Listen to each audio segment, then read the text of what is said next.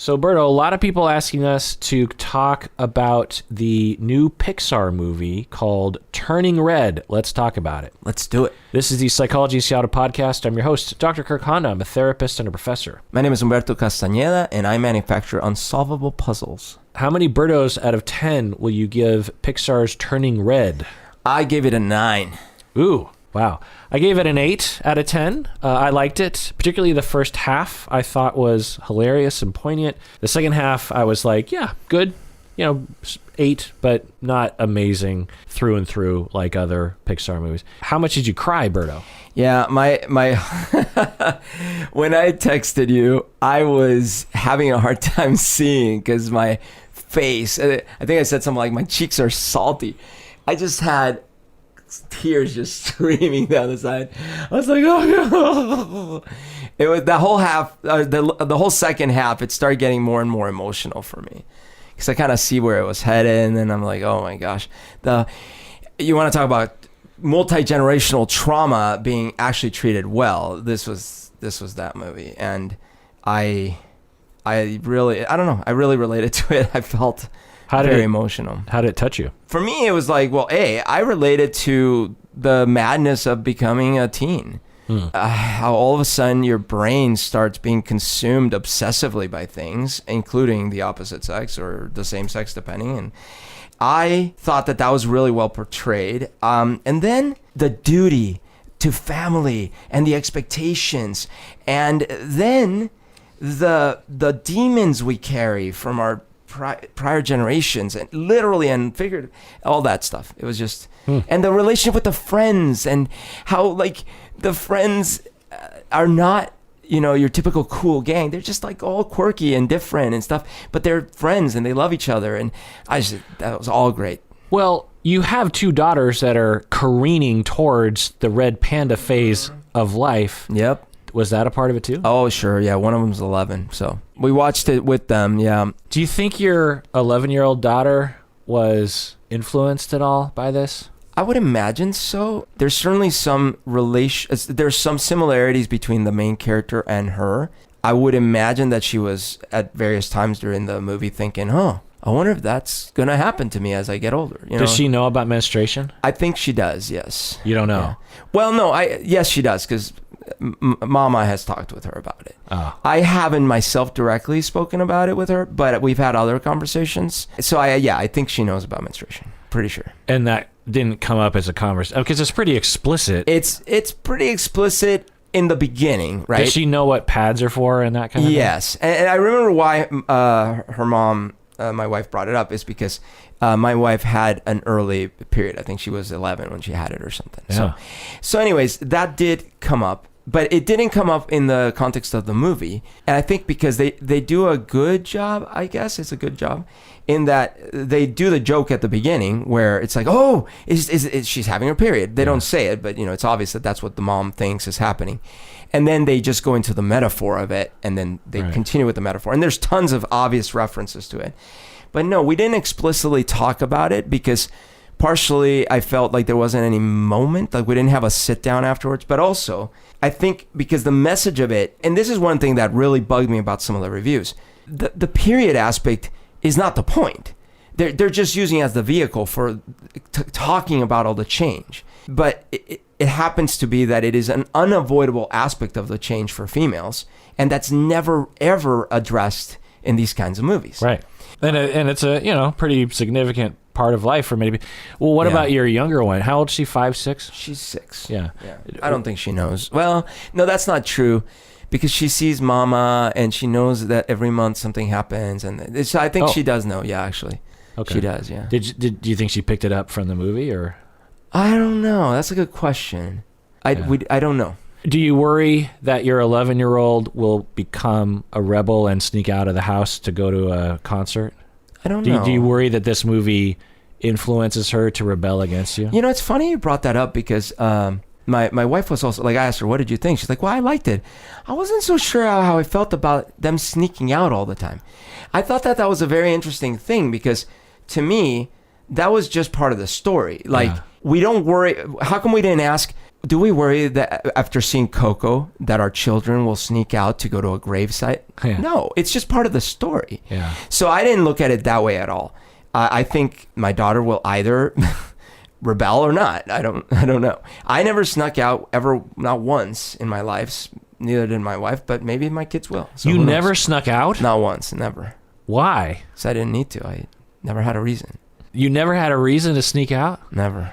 No. Oh my God. Like, meaning there was never a time where a friend invited me to something that I wanted to go to. Did you have any friends? I did, but when I did things, I just told my mom. I mean, so on one hand, my parents were so 70s and 80s in that I could do anything. And my parents were even more so, like, true. Compared to my friends. No, my mom was fairly strict, to be clear. My parents were not, and I could basically do anything. But at the same time, when I was younger, like, 10 to 15, I couldn't do anything, but I definitely snuck out frequently.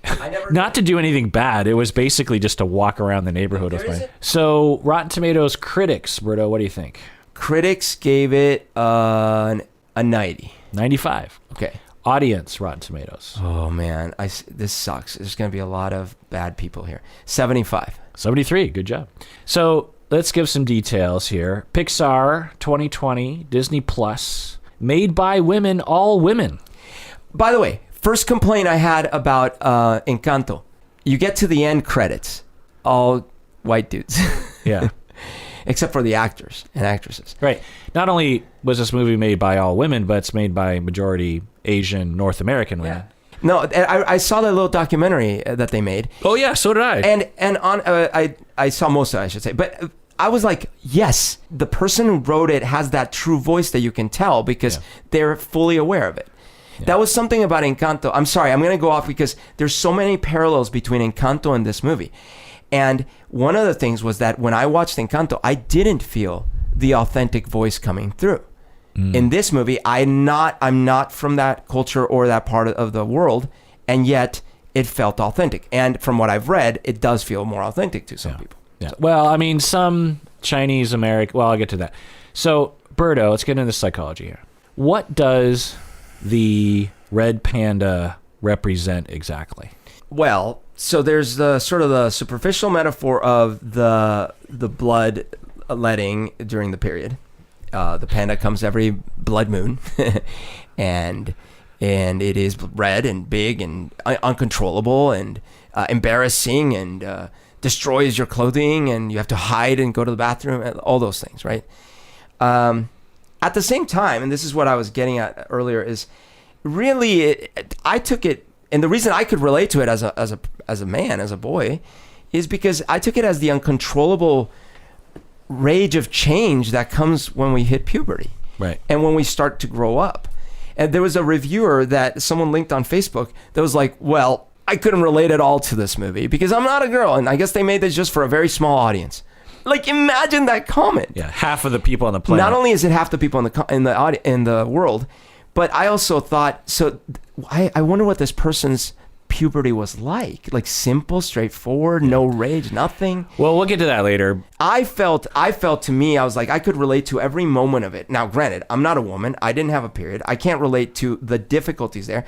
I had different difficulties. I had awkwardness and things that started growing awfully weirdly and like disproportionate and bonking my head when I couldn't understand that I had grown. And so when you went through puberty at the age of 12, 13-ish or whatever, all the way to 18, do you remember being frustrated with puberty? Or oh yeah, absolutely. Really? Pimples, obsessive thoughts about girls in my class all the time. And you were upset with it? I was frustrated by it. Really? Sweaty, smelly. Why am I smelly? Like, it was horrible. Yeah. Huh. I did not. I felt so awkward. And I mean, from the sounds of what you're alluding to, is like you had a different experience. Yeah. I mean, I had all the things of puberty, but none of it to my memory was frustrating. Like, that was part of the movie that I know some people go through, but I was like, that's not really what it was like for me. At least that's not my narrative. Mm-hmm. The part that I could relate to is the feeling of, oh shit, I have to be on my own soon. That kind of feeling. Oh crap, I can't just, because my mom, my parents, and my older sister pampered me throughout my whole life. I didn't have to do chores really. My family was very stable. No one drank. I feel like I didn't have a tumultuous pubescence. It sounds like you kind of did. Oh yeah, like for example, so I used to sing all the time. I have recordings of me singing Whitney Houston at, I don't know, 8 years old or something. I sound awesome. Then my voice started to change, and all of a sudden I couldn't sing almost any song for a while, you know, and I remember how frustrating that was because I loved to sing. To me, puberty felt like from the age of like 12 till 29, I felt like I was constantly changing and in weird ways. There were also judgmental things that were projected onto me by various people around me. For example, I remember when I was, again, like 10, one of my cousins said, oh, your little brother has all these little fuzzy hairs on his chest. You don't have any hairs on your chest. And it was like a judgment. Fast forward a few years later, oh my gosh, why do you have so much hair on your chest? Right? Okay. Things like that. Or being at a family function and like a relative being like, oh wow, you get really sweaty, don't you? Like a weird comment like that. Or again, being in class and being stressed from some test or something, and like, why am I smelly? Like, I've never been smelly before. What's going on? I know, actually, I remember one time my stepdad, I was up here for vacation. My stepdad says, oh, you really need deodorant or something like this. It's like all these things. I could recite 300 of these examples. Now, did I suffer from it on a constant? Was I in pain? No, but I can relate. Yeah, interesting. Yeah, so it obviously, the beast or the red panda represents menstruation. It represents puberty. I think it also represents emerging sexuality, as you were mentioning. I think it also represents bigger emotions. You know, there's a reason why Freud called 5 to 12 the latency period, because there's, according to him anyway, and you could be argued that it's not exactly true, there's not a lot of change or volatility during that time. And then all of a sudden kids turn 12, 13. I've said this on the podcast before, that I learned that if shit's going to hit the fan, it happens at 13, 14, because I specialize, about a third of my clients were teenagers and their parents early in my career for, the first 15 years of my career. 90% of them were 14 years old because the shit hits the fan when they're 13, and then they try to tough it out, but then they finally get into therapy by 14. And That's then interesting. Sometimes I'd treat families for that entire period of adolescence, and 16 was different. 16, there's a little bit more maturity. 17, definitely more maturity. 18, sometimes all the problems just go away because maturity kicks in. Not always, but so there's something about that age that there's just so much emotion and easily triggered and just extreme insecurity. And I think it's from either biology and or social awareness that I have to be able to do things on my own. I have to be able to function in the world, and I feel like a complete fraud. I feel like a complete a complete gross, smelly, hairy, ridiculous person. Yeah. There's no way that I'm going to be able to do this. Everyone is judging me. Yeah, and so the extreme insecurity starts to kick in. The other thing I think the red panda represents, especially towards the end, is individuation. The notion of I am now different than I'm a different person than my mom. Yeah, each one of them had a different panda. Right. Yeah. Well, you tell me, Bert, at the end, when they're in the dream land, the spirit realm, she's looking at her mom, passes through the barrier and gives up her panda, and the panda's running around in the spirit realm. And the mom is like, okay, come on, come, Mei, come through with me, give up your panda. Mylin says, I don't want to. I'm going to be different. I'm worried that this is going to separate us. To hold on to her panda meant I am different than you, Mom. So I feel like the red panda represented a lot of things, because you could argue that in terms of that theme, that the grandma and mom and aunties, which I loved, by the way, the aunties were just perfectly realized. I mean, talk about resonating with me in my life. I mean, I was thinking of you a lot throughout the movie. Because you've met my aunties. Well, absolutely. Some of them look like my aunties. Exactly. Yeah.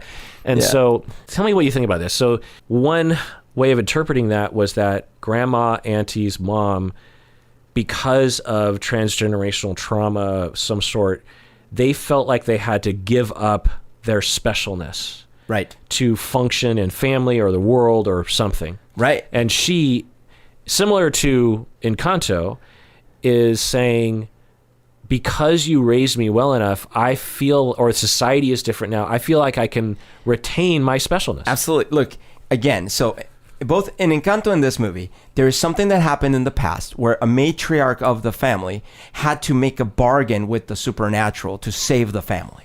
In Encanto, they're being chased by the bad people. The grandma, eventually, she does this thing, asks for a miracle. She gets the house. Okay. In this movie, and the mountains that and are the around mountains the that house. protect it. Right. In this movie, she asks for a miracle and she gets the panda. Okay. Same setup. What I love about this movie that they didn't realize well in Encanto is they set up the trauma, the original trauma.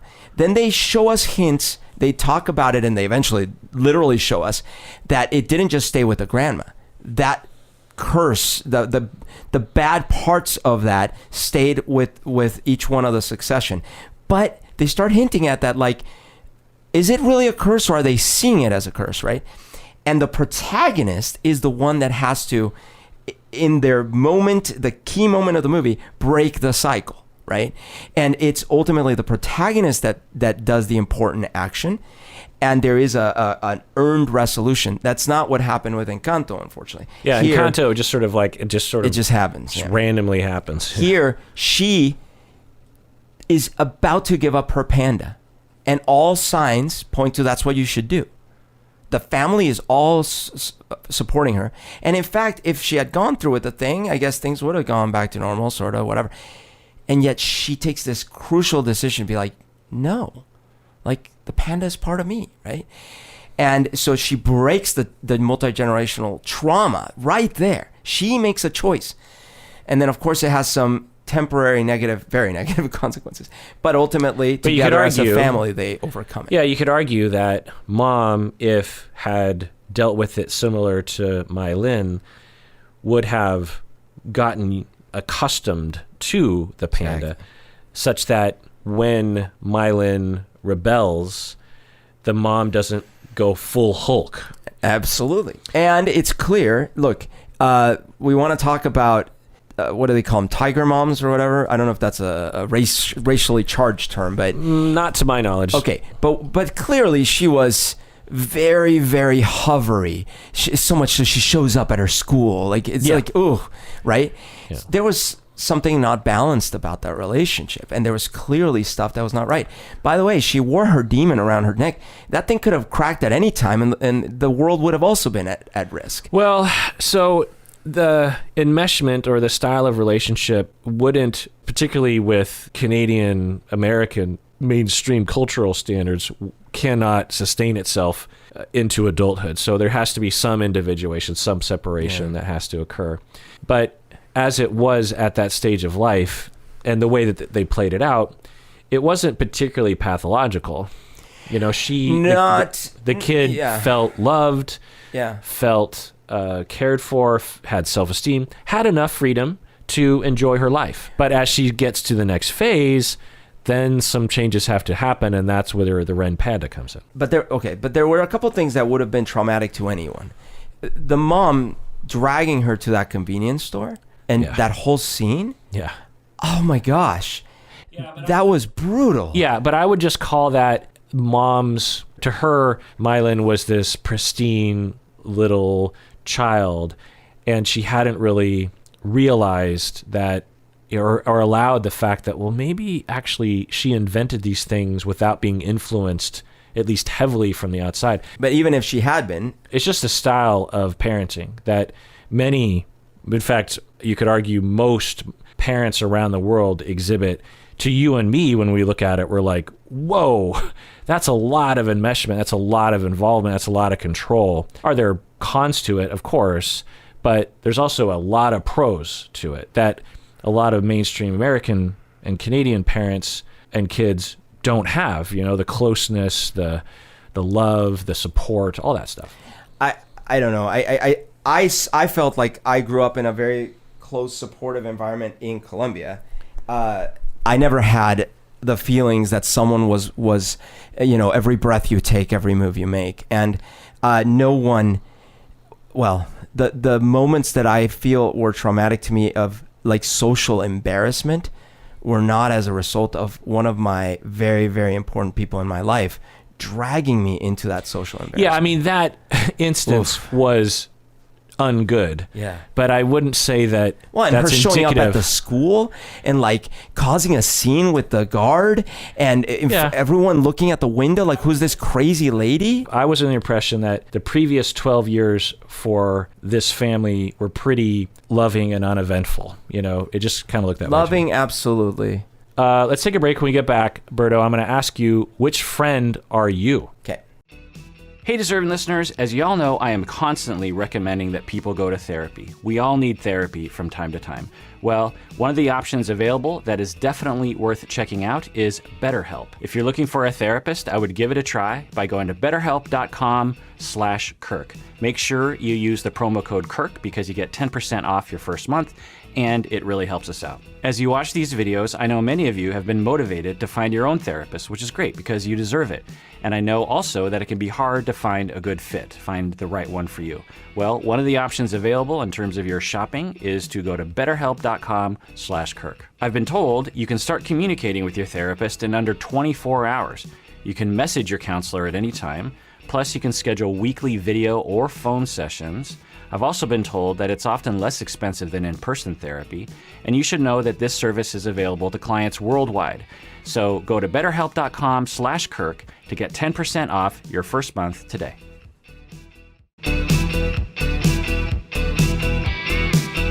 All right, we're back from the break. Let's do an OPP, Berto. OPP. So these people became patrons all the way back in February of 2020 and have stayed patrons ever since. We got Lauren from Ohio, who's an annual deserving listener. We got Josh from Belvedere, Illinois. Well, we have, who's also annual. We have Lise from EE. EE country code. Estonia? What is that? Oh, you're probably right. Estonia. Oh. Good job. We got H from God Knows Where, Rhonda and Zev from God Knows Where. We have Vanessa from Chicago. Ooh. We have Megan from Yelm, Washington. Good Nice. We have Chloe from Edmonton, Alberta. We have Chris from Bedford, Great Britain. Ooh. Daniela from Denmark, Scheibenberg. We have Iris from God Knows Where, and Michaela from God Knows Where. Thank you so much for becoming patrons and staying patrons all of this time. So, Berto, which of the four friends are you? That's a great question. Oh. One aspect that I did identify was how she had this whole separate little world with her mom. She's like, well, I got to get home. I got to maintain the temple. That's what I do with my mom, right? That is this whole thing.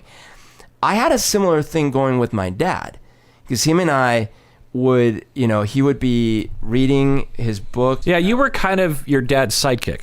Yeah, absolutely. Yeah. And we would be up late and so I felt that way. And so if you'd asked me on an average... And you were like a math high achiever and all. Yeah, if you're like, what are you doing this Friday? I'm going to be at home with my dad, doing stuff. Drawing pictures of mountaintops. But, I wasn't goody two-shoes in that sense. I didn't do all the homework. I wasn't 100% on all the tests because I didn't do the homeworks. Well, they're all good students, I had the impression. Well, right. But the main, the sort of like the taller one with the long hair, Miriam. that one, yeah. I feel like maybe I also identify with her because one thing that I was proud of growing up is I felt like I would be willing to tell my friends the truth. I was her too, I felt, because that I was often, not only with my friends, but also sometimes with you, that I would get my friends to do bad things like sneak out and go to concerts and stuff. And some parents didn't like me because of that. I didn't do that. That part. Yeah. And I had a friend like Mylin, a Vietnamese immigrant friend, who couldn't do anything. He was just like Mylin, but without Red Panda helping him out. He was a very popular kid. All my friends were his. He was totally one of at school. But as soon as school was over, he's busy. We never saw him. Yeah. There was one time in high school that he was allowed to go out, and we made the most of it. But aside from that, he never left the house. So prominent reviewer. Still talking about psychology here. We can not only talk about the Red Panda, but we can also talk about how society reacted to this. Talked a little bit about so far, but a prominent reviewer, who I won't publicize by naming him, said, "The teens are impossible to relate to. Pixar's turn towards deeply personal, though less universal stories risks alienating audience members who can't find a way into the story." And then he described the target audience as small and incredibly specific. Berto, what do you think about that? Yeah, I think this is the one I was talking about. I don't get it. Look, even if it were really just for women, that's a ridiculous statement. But I just call bullshit on that whole thing. That's like saying that Coco is just for Mexican musicians. Or Star Wars is just for aliens with lightsabers. Yeah, it's so dumb. Who kiss their sister and so dumb. Want to kill their father. The other thing is, maybe I missed this person. I don't know. This was a period piece too. It took place at a very specific time. 2002. Exactly. And everything, if you don't look at that and be like, oh my gosh, those were the trends, the Tamagotchis, the boy bands, all those things. That was true. I can relate to that because I was alive during that time. If you can't because you weren't, fine. I bet you this person was. But I don't know. Okay, if some white guy thought I can't relate to it, fine. But to say that no one can relate to it is a product of sexism and racism. It's clear. To say that it's a small and incredibly specific target audience, which even if you ignore the fact that it has, because you could say, okay, yeah, Asian Canadian story, but really it's a teen story, and it's not even a teen girl story. No, it's a teen story. I think what he's going for is, first of all, none of the characters are, traditionally model looking, like hot models. None of them look like anime, designed like that. They're normal looking human beings in a Pixar world. Do you know what I mean? They're not, you're not watching Dawson's Creek here. You're right. Okay. Number one. Number two, it's about female problems. Yeah. And number three, it's in some other country, and clearly Orientals. Yeah. There's nothing about this I can relate to. Yeah. I just find my God, dude. Again, if you couldn't relate to it, fine. If you didn't like it, fine. But you think no one can? But to say that the target audience is small and incredibly specific, just shut up with that. On Rotten Tomatoes, it didn't do as well audience-wise, so I looked at the 1-star reviews, and here are the story. Well, okay, so some of these I can kind of relate to, Berto, actually. I think there's some validness to some of these. I'll lace up my gloves. The story is too mature for children and teaches children to disobey and betray their parents. Oh my God. The story is too mature for children, unlike when you see charred uncle and aunt. Charred. They're charred skeletons by someone who chokes people to death and whose general blasts planets full of billions into oblivion. Is that rated G? I don't think Star Wars is Everyone rated G. saw that. But I don't think it's rated G. It was. It was rated G. So here's what I want to say about this. It was rated G. There wasn't a PG back then. I think there was. There wasn't. And fine, let's just move on to every other movie. But here's what I'll say about this. Pixar should have said, and maybe they did and I just didn't catch it, should have said something of, by the way, parents, this movie, it deals with these themes. Or, by the way, parents, maybe your 5-year-olds aren't ready for this. Yeah. Hey, listen, this movie is going to show you some very uncomfortable things like Alzheimer's and death and getting old. Well, and that's maybe. really touchy, and your kids might be traumatized by that. And maybe they should, because but we should have said that from the beginning then, not just now. But maybe Toy Story, for example, I think a similar thing should be said. There are these assumptions around cartoons that has developed, right or wrong, among American culture, that somehow cartoons are the G-est of G. With Toy Story, there's a pretty sadistic neighbor kid who is a pretty scary individual and nearly kills some of our protagonists in a pretty gross, destructive, horrible way. You know, like with Inside Out. I mean, the fact that these movies are poignant and moving to us should tell us something about the themes, you know, especially when you watch 5-year-old content, right? You, with a 5-6-year-old kid, know like the typical stuff that is, you know, geared towards them, PBS stuff. It is tame stuff, right? It doesn't involve destruction or possible death. I'm not saying that 5-year-olds shouldn't see it, but I feel like parents should be warned that it might deal with that so they can have a choice. I don't like it. I call bullshit, because we're only bringing it up now because of this movie. If we were being intellectually honest, that should have been the point all along. Perhaps. And are people motivated potentially by misogyny, anti-menstruation, stigma? Probably.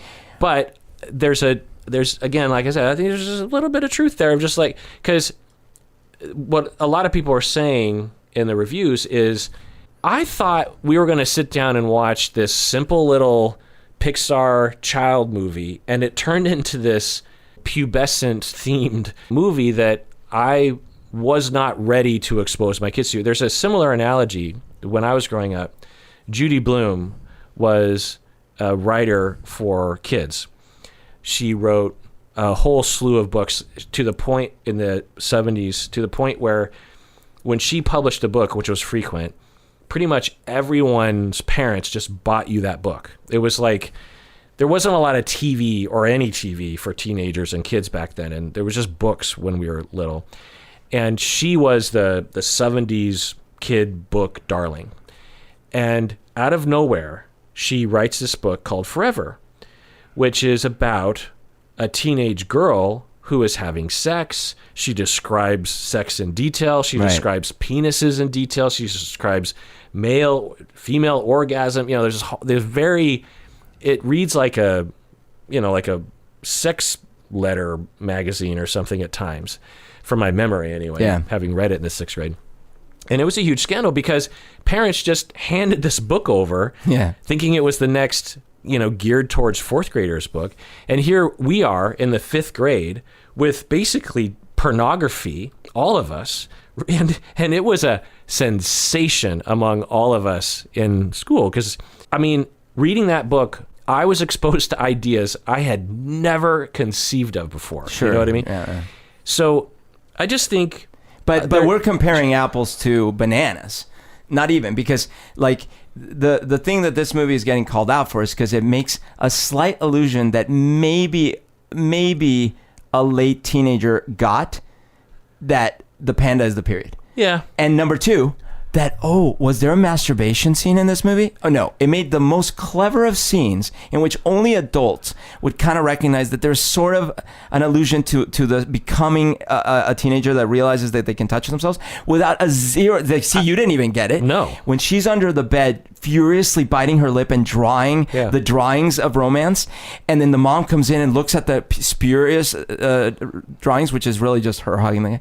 Well, that was a very cleverly disguised allusion to what starts happening to teenagers. They start getting horny and exploring. Yeah. But it was disguised so well. Not bad. It was horniness. Well, horniness, but not masturbation. There's an implication. But what I'm saying is, that's the extent of it. It's all in the implication, bro. Where's the rest of it?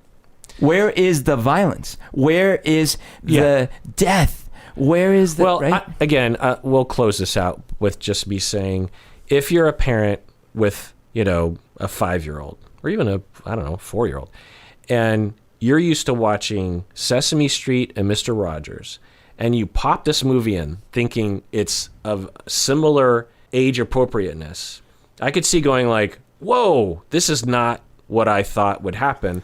And I would say that, there should just be a little bit of a heads up. Just give people the choice. I grew up on Mr. Rogers. He tackled difficult emotional topics on a regular basis. Yeah. He didn't talk about menstruation, though, Berto. He should have. Yeah, perhaps, and he would have dealt with it in a different way. I love that the red line is the menstruation. Well, even though they don't even ever mention anything. She just shows up with some pads. Well, you know me, like, I think, obviously, menstruation is just a human fact. Yeah. One, given the option. Two, let's reduce stigma so that people don't have this reaction to. I just don't think you should have a situation where people are taken unawares. In cars, the female Porsche has a tramp stamp. What's a tramp stamp, Daddy? It's a tattoo on the back of your. Why? Why do they call it a tramp stamp?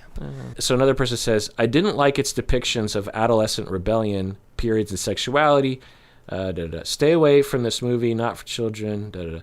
This movie, this movie is just another LGBTQT leftist movie. What do you think about that one? I love it. So, in a movie where everyone appears to be straight, which could be a criticism you could lob at it, all of a sudden it's about LGBTQ. Yeah. Why? And again, I have a bet. Either they didn't watch it or they watched it, but either way, they don't care because they look at the characters and the characters don't look like Dawson's Creek. Right. Oh, this one was in Spanish, Berto. I assume you'll have to interpret it. Es una basura para furos. Es una basura means it's a garbage. Para furos? How do you spell furos? What? Furos. Furros. Furros. Furros. I don't know what furros is. Might with be a fur. Mexican. With fur? Yeah, it might be a Mexican It's term. garbage I'm not with sure. fur? No, because she's saying, or they are saying, this is garbage for furros. Oh, for furries. Oh, I see what they're saying. Okay. Maybe Spanish furries. They're saying, right. So that what they're saying is like, oh, this is just for furries. Like I did think about that, actually. I thought, this is going to be this is furry heaven right now. You know what guess. I mean? Yeah. Let's see. I mean, no one ever showed any attraction to the panda sexually. That's the other thing. It's like, there was zero sex in this movie. Zero. Other than at the very beginning, her showing that, I'm becoming a teenager, so I'm kind of looking at boys. The rest of the movie, not a scintilla. Look, I am sex positive. I am pro talking with your kids about sex positivity, age appropriateness. But there were a number of, at least cultural demarcations. She twerks at one point, which is a sexual dance style. You know what I mean? She twerks to show her mom that she's not perfect. Look, I'm just saying, if you don't want to expose your kids... No. Think about what we're talking about. In a world so where Miley Cyrus a parent doesn't have the right to dictate what their 5-year-old sees. Of course they can. They should not complain. They should shut up and watch the movie I'm and just shut up. complaining that it's just now coming up. Like, this furor should have come up when we were seeing people getting decapitated, you know? If it's motivated by if it's motivated by racism, anti-menstruation, sex negativity, then That's okay. what I think. But the words are, give us a heads up. Do you think you're so adamant because you just headlong expose your 6-year-old to this movie and you're like super defensive about it? I got really because I don't understand why you can't allow for a parent to just be like, yeah, I don't want my 5-year-old watching this yet. But that's not what I'm saying. First of all, I'm saying sure, put the warning. But the fact that it's coming out right now is not because of a You're convinced legitimate. It's like complete illegitimate. Well, because it didn't come up when there were, in my opinion, way more troubling things in prior movies. And case in point, like, okay, when I wish I would have had a warning, and I guess I should have known better, but I had never thought of it that way, is when I went to show Princess Mononoke to my kids, because it's a movie, it's an animation movie. So to your point, I thought, well, it's an animation movie that I love. What could be so bad? Sure, there's a few adult topics in it, but that'll go over their heads. Well, in the opening sequence, someone gets decapitated by an arrow. Yeah. They were both horrified. I had to stop the movie and console them. And obviously I was like, oh God, I'm a terrible Spirited parent. Away is pretty bad too. Well, Spirited Away we've watched and they love, and but those movies have deep, serious, dark things that they tackle. Yeah. No one's ever said, you should have warned us that blah, blah, blah, blah, blah. Yeah. And I argue that Pixar, I don't know if you know that for sure. I don't know if Soul has like really serious topics about death and about what happened. Like, no warnings. No one asked for warnings. Yeah. Like, you know, it's like I feel like it's just because now it's about sex. I agree. And periods. I agree, but I guess I can sympathize a little bit with at least some of the parents who are like, this isn't what anyway, let's move on from that. So All we're right. putting that behind us. We've beat that. Beat the horse. Okay. Beat the panda. Another person says, it teaches all the lessons of hyper-privileged culture seeks to impart to the poor, ignorant traditional cultures. Gross consumerism, hypersexuality, disrespect from elders and tradition, cultural imperialism at its best. Oh, so basically what they're saying is it's just white, mainstream North American culture trying to force a colonized group of people to be like them, which is materialistic and disrespect of your elders, consumerism. What do you think about that, Berto? There is a clear tradition from the U.S. and I guess the West maybe of imperialism, you know, and the U.S. has not approached it the way that England used to. We just took it more in terms of social and cultural imperialism. And people will be angry for me saying that because it's like we have helped invade and taken over corporations all over the world, including Colombia, and done some horrible things. But I just mean that even in addition to that, culturally, we have certainly invaded the world. Yeah, that's fair. At the same time, again, this is a period piece. Tamagotchis, I don't think, is that invented in the US? I thought that was from Japan. I don't know. And boy bands. So boy bands were invented in England. Well, what the creators will say as people who were teens in 2002 is that, yes, traditional Chinese culture, because the... You mean like the foot binding part of the tradition or what? No. Huh? When they bind their feet really tightly and they deform their feet? What's your point? If we want to talk about traditional Chinese things that we should rebel against, there's plenty that were horrible. Yeah.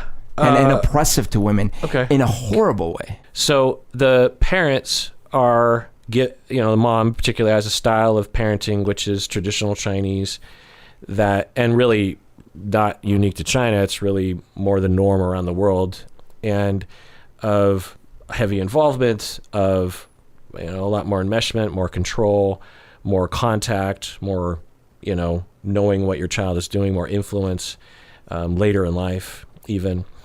And what the creators will say is that, yeah, I liked that, but I also was growing up in Canada, and there's a different vibe here, and I liked that vibe, and I wanted to have a little bit of movement in that direction, a little bit more individuation, and this story represents that tension between my mom in the old country and me as a person who is in between, or a conglomeration of both.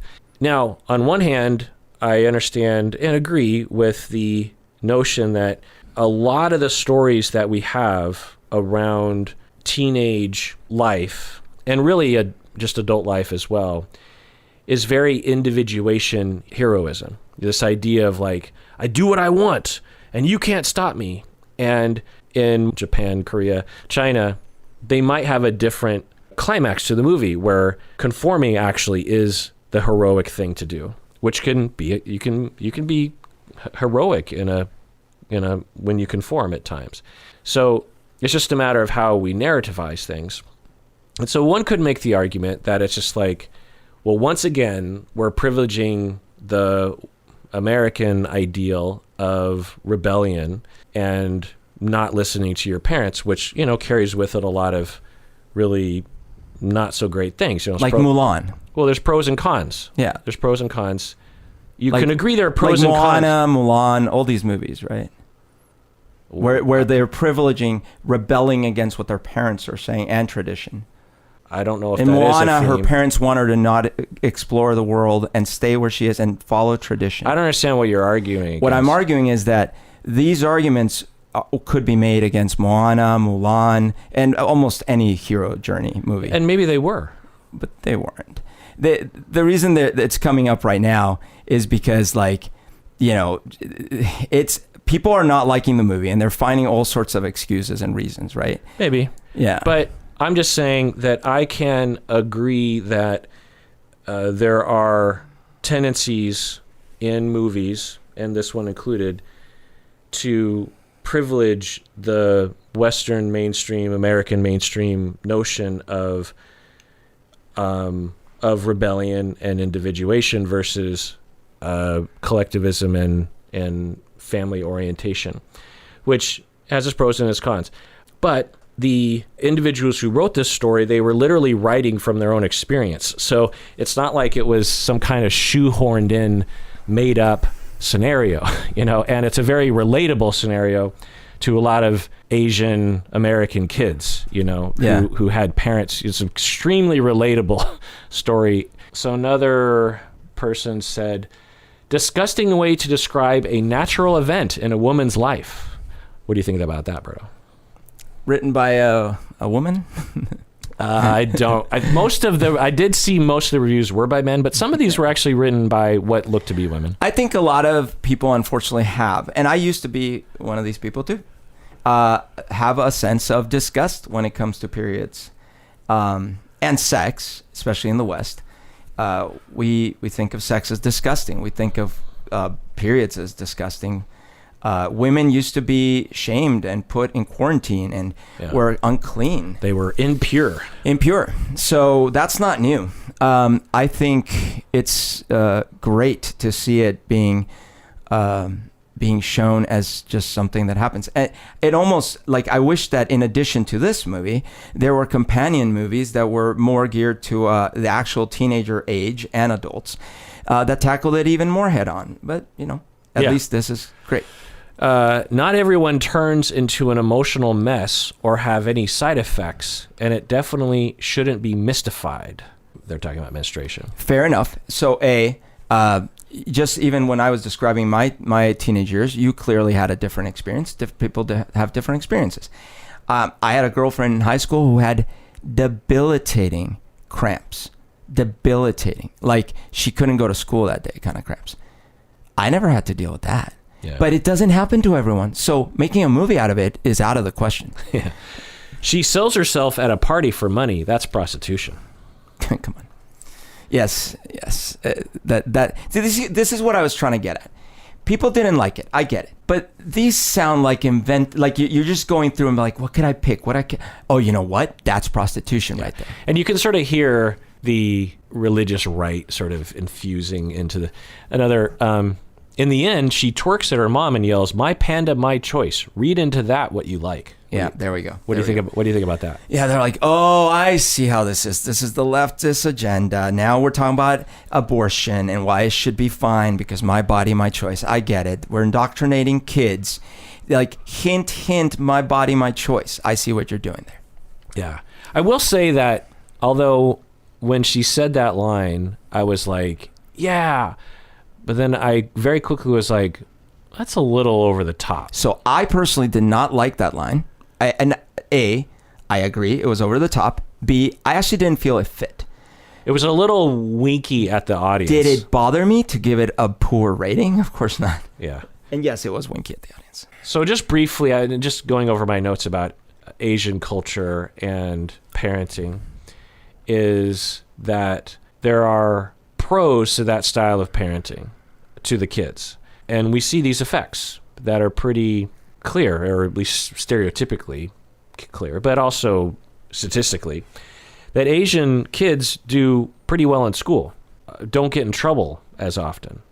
Believe me, as a therapist who a lot of Asian families would come to, because I was one of the only Asian male, if not the only Asian male family therapist in my neighborhood, I saw a lot of Asian kids who got into severe trouble. I mean, they're full-on gang members, Asian American kids. But in general, like, but even then, sometimes, like, there would be a gang member who would be hitting the streets, selling drugs, getting in fights, and getting all B's in school. Whereas all the other gang members that I worked with barely even went to school. You know what I mean? I'm generalizing, obviously, and it's just anecdotal based on small sample sizes. But there's some pros to that in terms of like, well, let's keep them contained. Every parent has this dial or this slider bar of like, okay, they're turning 14. They want to start wearing makeup, or they want to go to a party overnight where there's no parent or whatever. There's these or they want to go on a camping trip with this other people, or there's these little freedoms that every parent has to gauge, and some parents are over here and some parents are over here, and a lot of the traditional Chinese parents, Korean parents, will be very much restrictive, compared to mainstream American parents.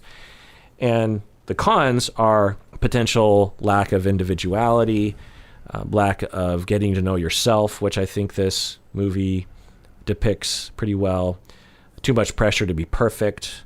There's a lot of cons, but there are some pros to that style. And as someone who grew up in a very freedom-oriented family, it's hard for me to see the pros because I still did well in school and I still didn't really get into trouble, even though my parents pretty much let me do anything. I have learned through experience by being in contact with these families that there are pros. So it's just another thing to consider. Well, one thing we didn't see was we didn't see the family life of her friends. Yeah. I would imagine they had similar family lives for the most part, in that, yeah, sure, maybe they didn't have to work at the temple, but they seem to all be doing well in school. They probably all were similar, except that, she happened to be, I think, a little bit more engaged with her mom and with the temple and all these things. But as I was saying earlier, I think the mom wasn't just that she was a kind of, quote, a typical engaged parent. I think she was a little, and it was clear she had some demons of her own. She was a little over in that sense. Like, she was dialed to 11, so to speak. Well, when I worked with families like this, I learned over time that there are many ways to raise happy children. And say the red panda never came out, or in terms metaphorically, and she never rebels. She never goes to Fort Town. She's prevented from doing so. Her parents, until she goes to college, they never let her really do anything that a teenager likes to do along those lines. She never goes to concerts. She never dates anyone. She never goes to parties. She's basically just living the kind of lifestyle of a 12-year-old until she moves out when she's 18. That is not a guarantee that the child's going to be screwed up, is the point. But looking at it, it can look that way. It could be like, wow, that's pretty restrictive. And there's a lot of myths out there that and you'll hear, then the kids go totally off the deep end when they go to college. And that's just not shown in the data. It can happen for sure, but you can also raise kids with a fair amount of freedom. They can also go off the deep end in college. Right, but it's the same thing we would say about Coco. In Coco, the grandma was being overly restrictive. He wasn't even allowed to really listen to music or anything, right? Music was forbidden, right? Well, that was overly restrictive, but he was very loved. The family was very loving. He was turning out okay.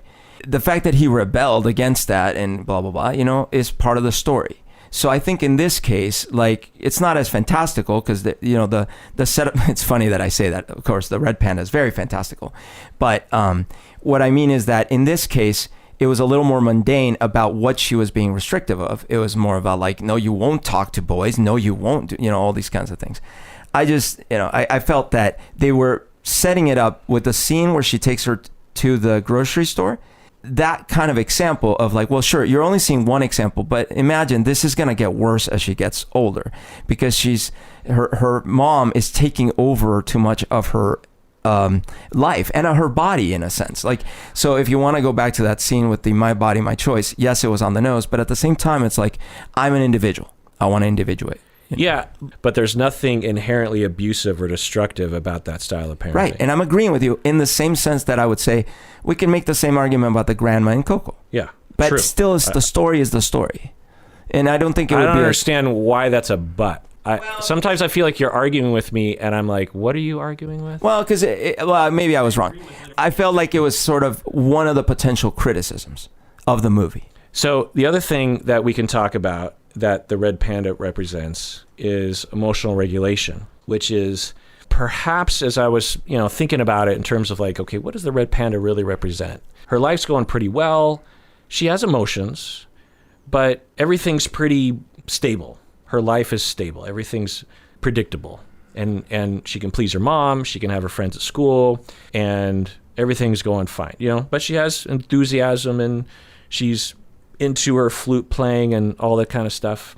But I was thinking one way to look at the red panda is that it represents how, and I mentioned this earlier, when we become pubescent and, into our teenage years, into high school, that kind of thing, emotional regulation is so much more critical. When you're 12 and you have a meltdown, say you're 11-year-old kid. Right. I'm guessing she occasionally has meltdowns. Oh, yes. That are reminiscent of when she was like 3. Yep. And when you're 11, it's like, well, you're 11, or you have a breakdown at school or something.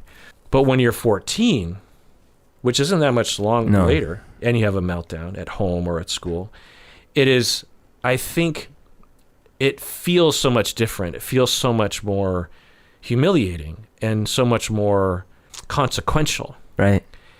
Well, and as a parent, you start feeling like you're close to dealing with an adult having a breakdown. Right. If your 11-year-old has a meltdown, you're like, well, we got time. Yeah. Your 15-year-old has a meltdown, you're like, shit, the clock's ticking, because they can't have this meltdown when they're 19. Right. When they're working at their first job at 17, and they can't have that.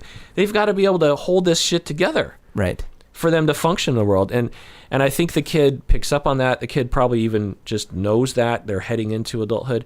And so I felt like the red panda represented that aspect of just like emotion and meltdown, and I have to clamp down on it because in order to be a functional citizen in this emotionally repressive world, I have to be, like when she figures out how to control her panda, she becomes a robot, and you could argue she becomes more like an adult. Because, when you walk around Microsoft, everyone's like, hello, how are you?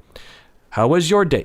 People aren't going like, Fort Town, like they were exuberant and spontaneous, the kids, before Red Panda. It was all freedom and expression, and it's okay to be emotional. And then we learn through subtle messages and not so subtle messages that we have to become cool as a cucumber. That's right. And when your boss is yelling at you about something that's not your fault, you can't cry. Right. You have to just thank you for the feedback. I'll give that some thought. To me, that was the most poignant message of the movie, which was, I'm going to hold on to my spontaneity. You aunties and you mom, fine. You gave that up. I don't want to give it up. And similar to Encanto, you could argue that it's the privilege of millennials and Generation Z that we've worked hard, the boomers and the Gen X's, to create a world where at least there's some semblance of freedom and non-stigma around emotions and pushing back on the patriarchy, pushing back on consumerism, hopefully enough so that people can feel like it's okay to be you. Right. You can be yourself. Like, I felt like that was the biggest, most relatable aspect of absolutely. Like, that is the moment, the climax of the movie is when she makes that decision, which, yes, the surface symbolism is she's sad about losing the creature, the panda creature. But the metaphor, of course, is what you're saying. She wants that freedom. She loves who she is with the panda. Yeah. And then the last thing that we haven't touched on explicitly is individuation, which is pretty explicitly touched upon in the end when they're in the spirit realm. She's like, I'm gonna hold on to this, which is going to mean some distance between you and me, Mom, but I'm scared that I'm going to lose you or something like that. And the mom says, I'm scared too. And this is something that I always wonder about Pixar writers, if they read a lot of family therapy books or something, because this is a lot of the problems that we would see in families are often conceptualized as this problem. The child at starting around 13, 14 is of two worlds. They want to stay in the womb. They want to be taken care of. They want to flop and have you catch them. Yeah. They want you to clean up after them. They want you to make decisions for them. They want you to fight their fights for them. On the other hand, they want all the freedoms of a 35-year-old. Yeah. They want to go out and do whatever they want. They want to think what they want to think. They want to put a lock on their door and say, leave me alone. They want to think their own thoughts. They don't want you to influence what they're doing. They want to have their own mind and their own life and their own thoughts and their own thing. And it's terrifying for everyone in the family, this phase, which I feel like families usually don't honor enough, the fear that everyone is feeling. The child is afraid of their impulse to individuate because they're worried they're going to lose you. Right. They're worried that not only are they going to lose the specialness of you as a parent, but also the goodies of being a kid. They're terrified of having to do those on their own. The parent is also terrified of losing the child, which really happens from day one. I mean, I don't know about you with your kids, but have you felt that, particularly maybe with your 11-year-old because she's older, of just feeling like she's not that little kid anymore, and I'm never going to get that back. Oh yeah, I know. It oscillates back and forth. One moment they are the little kid, and that's both cute and also difficult, and then the next moment they're not, and it's hard. Yeah, it's heartbreaking. It's also magical and wonderful. It's tough. All right, moving on from the psychology aspects of the movie. Set in 2002, meaning it's a period piece. Yep. From 2002. Because this is the 20 creators. years ago. Yeah, the creators were teenagers because they're in their 30s. Yeah. The creators. Boy band times. We're getting old, Berto. Because this is like when we were in the 80s and we're a teenager and we're watching a movie about the 60s. Yeah. This is the same. Lava lamps and everything. Yeah. Yes. Tamagotchis are essentially like the Beatles. You know what I mean? To us. So that's pretty awful. Influences, there were 3 influences. One is anime. So many conventions of anime were that I found that to be kind of shocking. How much I was like, especially I watched it a second time and I saw twice as many anime conventions. There were some like direct allusions to anime, like I don't know how to describe it, but when people are like rushing towards something, you got those lines coming out the back, those figurative lines to evoke the movement. action lines, yes. But facial expressions, little anime, because there's a certain anime convention that everyone who watches anime recognizes that on one hand, I was like, oh, it's kind of subtle, it's not like obvious and weird, but I also was like, I don't know how I felt about anime getting into Pixar. Do you know what I mean? Because Pixar has a style. Sure. I mean, there's been different styles within Pixar, but how did you feel about anime getting in there? I don't know. I felt it was appropriate. It was also kind of the time too. Like, I think it was appropriate to the topic. It was also, it helped in the sense that anime is sort of spastic. Can be, not all anime, and it had that element. But it didn't actually bother me. I didn't think of it as a negative. I also saw a little bit of Wallace and Gromit. I don't know if that was intentional or subconscious. Oh, interesting. I did not see that. In what sense? The mouths were, especially Mai Lin's mouth. Oh, I'm seeing it now. Now that you're mentioning it, I could see it. I mean, you could argue that's anime, but it felt in the beginning, whoa, that's a lot of Wallace and Gromit in there. Interesting. Yeah. Yeah, the kind of roundness to it. Yeah. The other things that have to be mentioned, but that are similar, but I don't think were direct influences because, as was in that documentary, they started working on this 4 or 5 years ago. But Pen 15 and Booksmart, Pen 15, the TV show, Booksmart, the movie, and of course Big Mouth, all I think have a similar theme. It's hard to know if it influenced Turning Red, but I just feel like those should be mentioned. I mean, Pen 15 and Booksmart, I find to be 2 of the most perfect artistic creations, especially first season of Pen 15. You haven't watched it yet. I haven't seen it, no. It's so funny, yeah. And Big Mouth, which I've seen Big Mouth. I've watched a little bit of, and I thought, oh yeah, okay, yeah. All right, so let's talk about what we liked and didn't like about the movie. The first thing I liked, that I literally jumped up and down watching this movie in celebration next to my wife, was this passes the Kirkdale test. Of course. Asian North American characters with parents without accents. Yeah. I mean, the dad might have had a little accent, but it wasn't. But the mom did not have an accent. Right. And I mean, you could argue the grandma had barely an accent. Yeah. You know, I was trying to decipher. I was like, because sometimes, like my grandma, my Did Japanese. she live in Florida or something?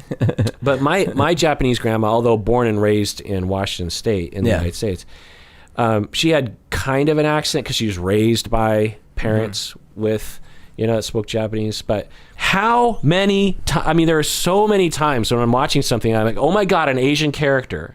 How great is that? And of course, the parents have accents. Now, are there Asian Americans with parents who have accents from the old country in the United States, in Canada? Yes. The majority do not. The majority of Asian Canadians, Asian Americans have parents who were born in the United States.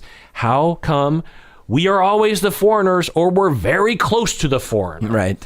You know what I mean? Like, it'd be like if every time you white people out there had a white character in a movie, every fucking time the parents had a European accent. Right. Wouldn't you be like, this is a little fishy.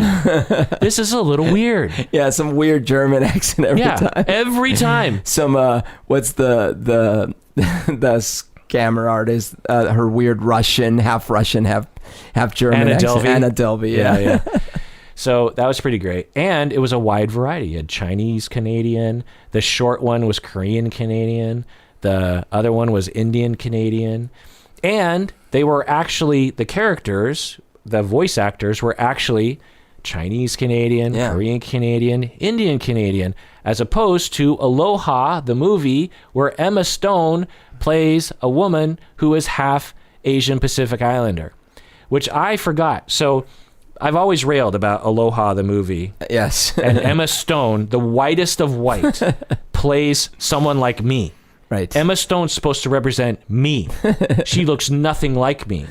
And I always heard that she played a quarter Asian person, but she plays a quarter Chinese, quarter Hawaiian, so half Pacific Islander. Right. And I think in a world where movies, all the time have good representation, and then there's just this one movie because they're actors and they're acting or whatever, but that's not the world we live in. Right. The Emma Stone, particularly when this movie came out in like 2015 or something, it's just like, what the hell? To the point where Sandra Oh, who plays the mom in Turning Red, was accepting an award, an Oscar, I believe. Emma Stone was in the audience, and she's like, Crazy Rich Asians, the most Asian representation since Aloha. And then Emma Stone screams from the audience, I'm sorry. Really, that happened? That's crazy. Yeah. So Emma Stone at least knew later. Yeah. But anyway. And it passed the Bechdel test, by the way. Just side note on that. The thing that I loved about this movie, Berto, that I've been waiting so long to talk about way into this episode, is the facial expressions and body language game of Pixar and Disney is off the charts. Yeah. The first hour of Turning Red is jam-packed with humor and emotion and acting. Oh, it's just magical. Like, it is unbelievable. Encanto was the same thing. I mean, the amount that they can pack in without making it look obnoxious. Right. The facial expression, body language, particulars, I found to just be hilarious, moving, communicative. It got me feeling for the characters in such a way, like it was amazing. I was just blown away. I'm just like, I am being inundated with emotion just watching. I was crying just like while they're making jokes about things because it looks so good. And again, I always cry when there are Asian representation in movies and TV. I just like, whenever I see my people, I'm just like, I'm represented. They're here, Anyway. Oh, by the way, a note on the representation. This is something I had said many, many episodes ago, which was, see, this movie does what I want movies to do, because at no point, and I'm sure the detractors will disagree, but to me, at no point did I feel like these were sort of tokenizations or like, okay, let's throw them a bone. Yeah. The whole time I was like, this is a story. Yeah. It's just a good story. It just happens to be that these characters are from here, here, here, here.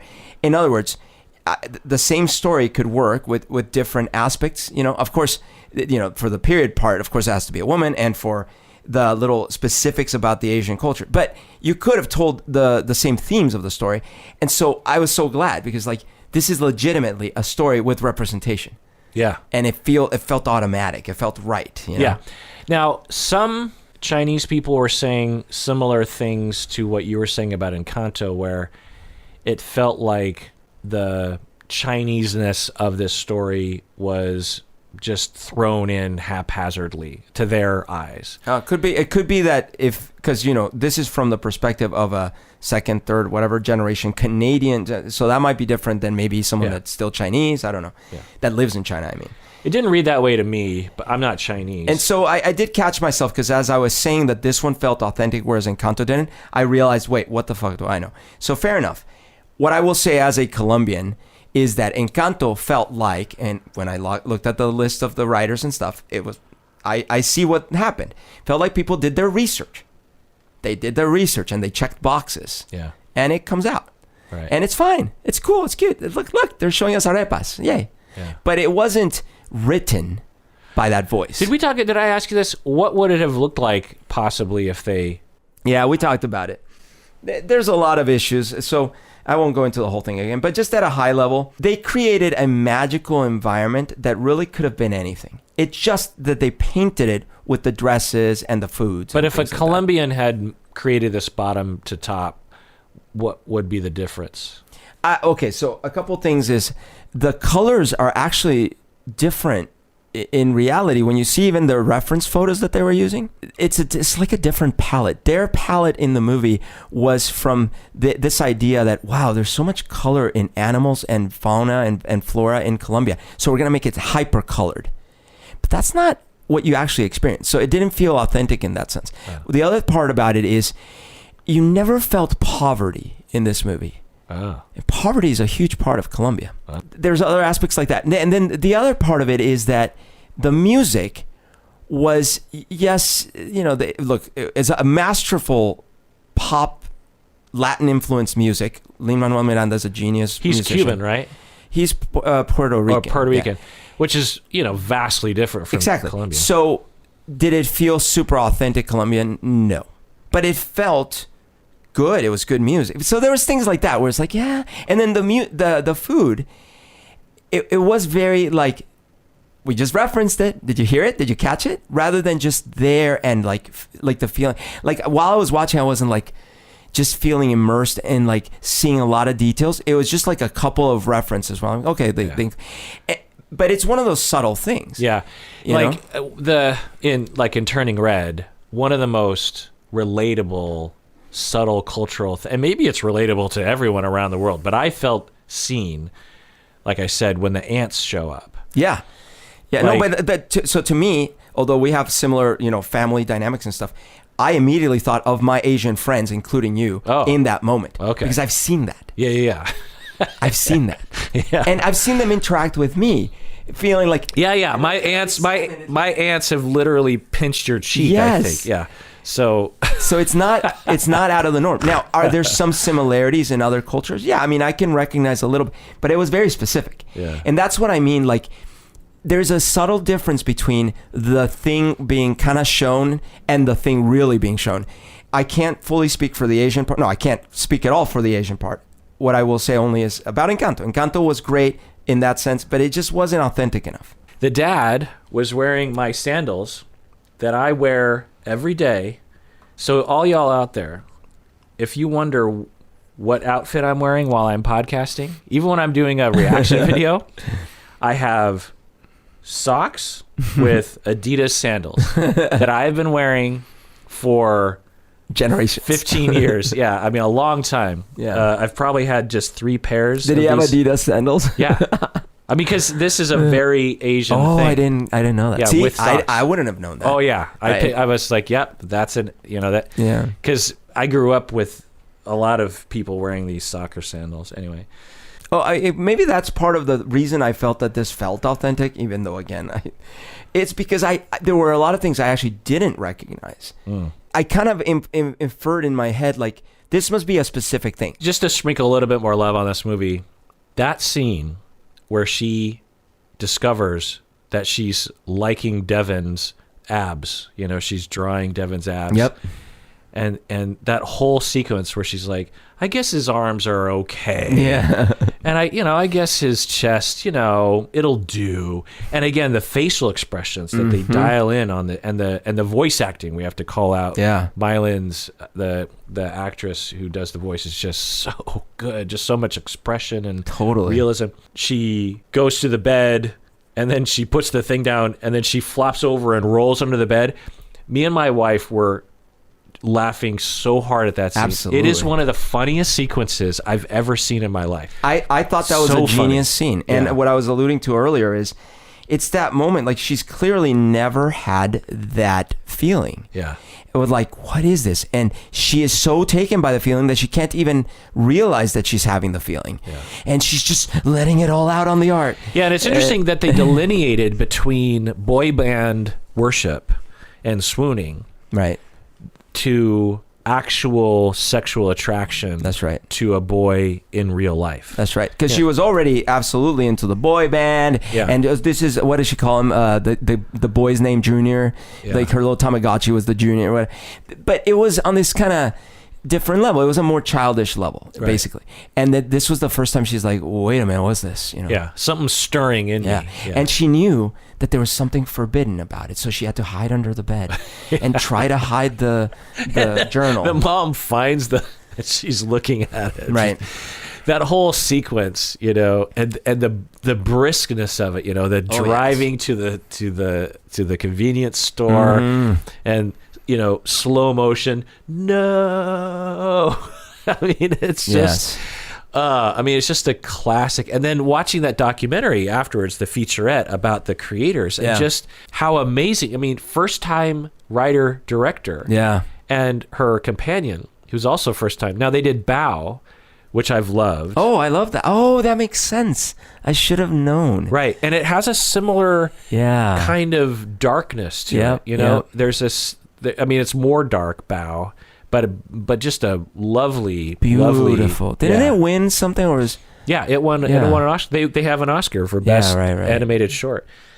Anyway, so yeah, I just loved all that. The music was great. The actual boy band song, I think, is kind of a jam. And it was hilarious. Like the whole boy band name and because. Oh, and by the way, I was laughing about it with my kids because we've seen that show Gravity Falls, and there's a whole episode where the girl who's 13 in the show is totally into a boy band, and they have a lot of the similar jokes about it, and so it was hilarious. What I didn't like was the following. I was hoping that the red panda would remain kind of like Snuffleupagus, because in the beginning it was like she's in, the mom hasn't seen her yet, right? And the mom just thinks, okay, you're having your period, and she's like, no, you don't understand, I'm a big red monster. What I was hoping would happen was that no one would ever see, or there'd be just small hints of other people possibly seeing the red panda, but no one would actually ever see it except for her. It's just how she feels about it. Do you know what I mean? I do know what you mean. It would have been much harder to write. And, well, sure, but that would have been okay. I feel like that might have relegated it, although I could see how it could also be done. But it could have remained only as the metaphor for the period, and instead of expanding into kind of more things. I think it could have been all this thing still. Like, Well, but if the mom hadn't had her own, or maybe she still did, but no one also still didn't see it? Yeah, I don't know how you'd play that, but in terms of, I thought that's where it was headed. Because the part I didn't really like about the second half of the movie was it became kind of an anime with a giant monster, like Godzilla going through the city. And literally everyone in the city and the world now knows that the world now has giant pandas, that humans turn into giant pandas. And I found that to be, it just dips into like this fantastical realm that I thought that this story was so grounded in human life that I just wanted to be a little more grounded with the red panda stuff. That's all. And, Interesting. And the mom being that big. I mean, she was gigantic. She was bigger than a stadium. You know what I mean? And I thought that's very anime to do that, you know, because with anime at the end, there's very typically the giant, you know, even Studio Ghibli does this, you know, the Princess Mononoke, there's the giant. And so I just thought, I could see it would have definitely been an interesting, different version. What I appreciated about it is they gave me some family trauma that was so supernatural, like Encanto tried to do, and then they played with it. They expanded on it. They had me see that different women in this family get different kinds of pandas. And there wasn't also, they didn't spend a lot of time trying to rationalize it. And it was an exciting final sequence, you know. And it was hilarious that Fort Town had to sing to help, you know. Yeah. I thought that whole thing was handled really well. I wanted more as to why the mom was the way that she was. Like, they very briefly talk about the mom as a teen. And of course, they show the mom as a teen in the spirit realm, which I thought was really touching. But, and the directors, they all basically even said, as we're writing the story, we could relate to the kid, but our producer, or they're older, and so they could relate to the mom. And so we kind of integrated all. I felt like I wanted more, like with Encanto, I understood why grandma was the way that she was. Like, I got it. Like, I didn't need it to be, it was shown to me with pretty brief scenes why the grandma was so anal about the house. See, I didn't. Because there was the death and her husband died. But there was no, other than Bruno, there was no knowledge she possessed that the house would someday self-destruct. Yeah, whereas in this movie, that part of it was, but in terms of the mom's, you know, grounded real world motivation of just like, very bad things will happen if we don't, you know, do this whatever thing. And with the mom, I felt like I just wanted more. I wanted more flashbacks between the mom and the grandma. Okay, you know yeah. I think because the info they gave us... because then we could see the mom making a bargain at some point where she's just like, where she has to give up, you know, at one point, where did the mom give up her panda? You know, she got to the same Y in the road as Mylin. Right. It sounded like it was when she was trying to go off with the husband and the grandma was opposed to it. And so the panda came out, scarred the grandma, and then maybe that was the bridge too far and they had to do the ritual. Yeah, I just wanted, you know, just a little bit more there so that we could see why the mom was so anal about preventing the kid's red panda, you know, with going to Devon, with going to this, you know. And I think it was the mom, but it was also the whole family, because from the beginning, they said, well, the panda was great. It saved the family, the but was that it was a murderous panda that killed a lot of people. Yeah. And so I think they were all very afraid of these pandas. Yeah. And the grandma was the most anal about it. Yeah. It seems, you know. Yeah. She was so wonderfully realized. I mean, her sunglasses. Oh, yeah. Her hair. I mean, same with Encanto. That grandma was so specifically realized, you know. It was so good. Anyway, some anachronisms. Did we say ride or die in 2002? I don't remember us saying ride. I don't remember. I mean, I think the saying goes way back in terms of like biker gangs, but I don't remember.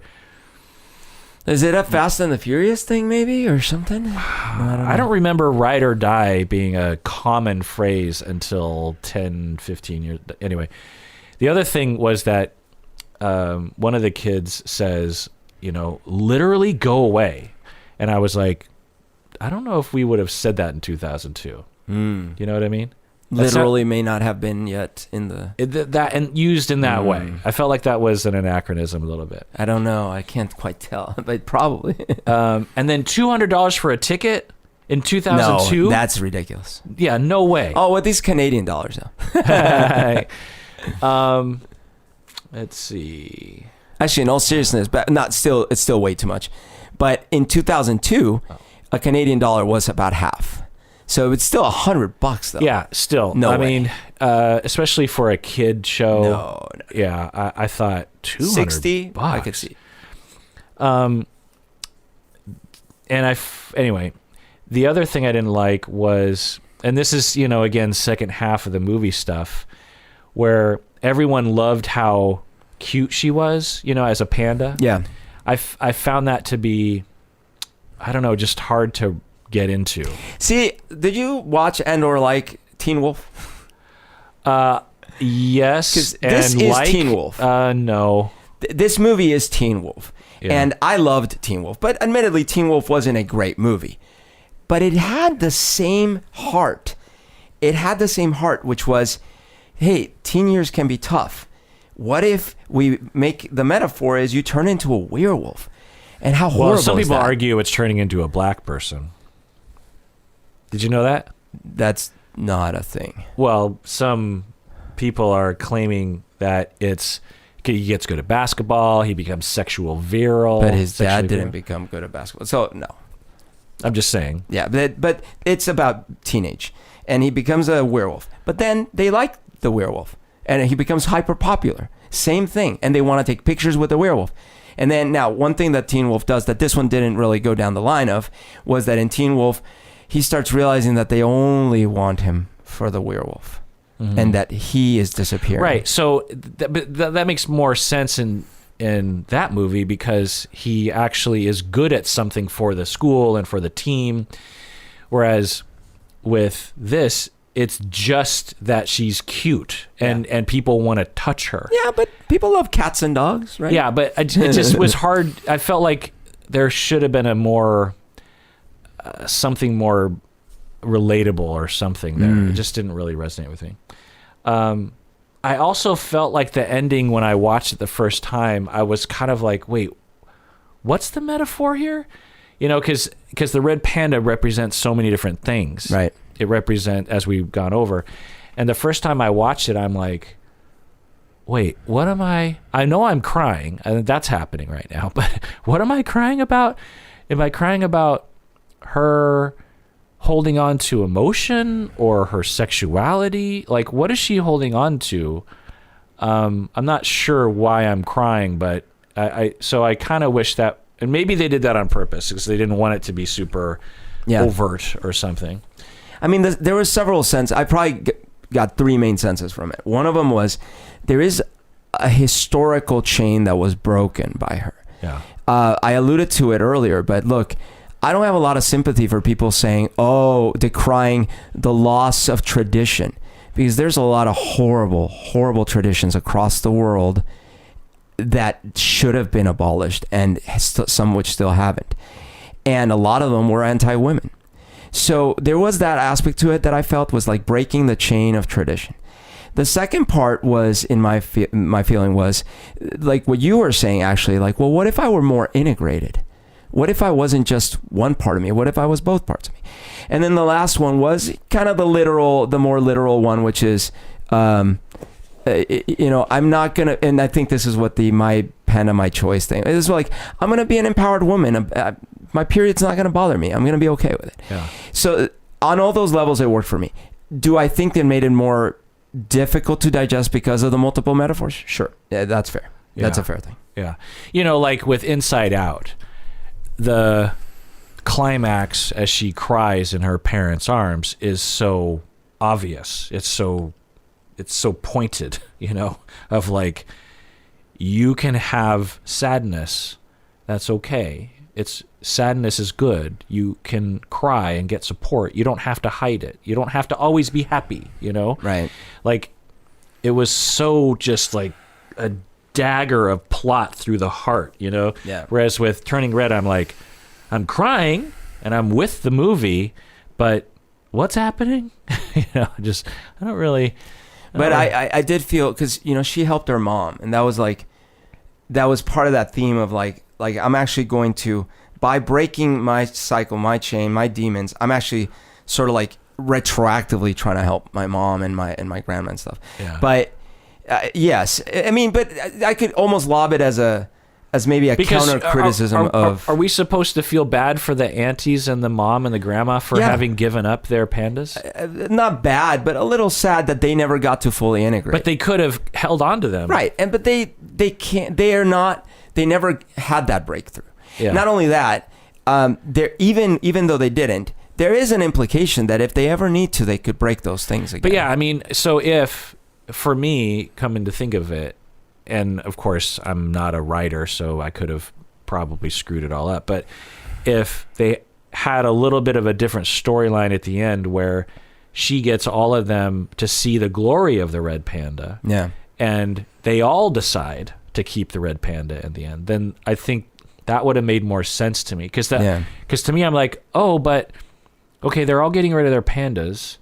And so she's going to hold on. Okay, she's holding on to her. But wait, the mom's right there. She got rid of her panda.